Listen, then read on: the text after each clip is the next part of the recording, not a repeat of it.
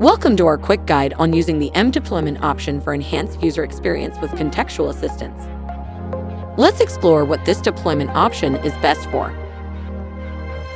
The best applications for contextual assistance are on product pages, checkout pages, and FAFET sections.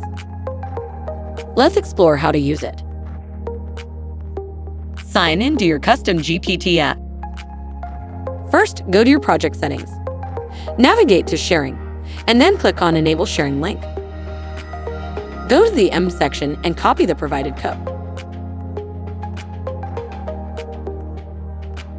You can easily customize your AI agent settings by adjusting the width, height, and prompt. Paste the copied HTML code onto your website.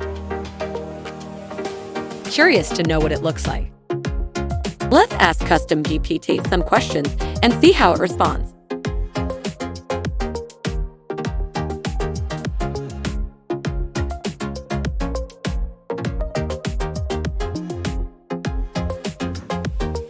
Get started now and unlock powerful customer support today. Visit customgpt.ai.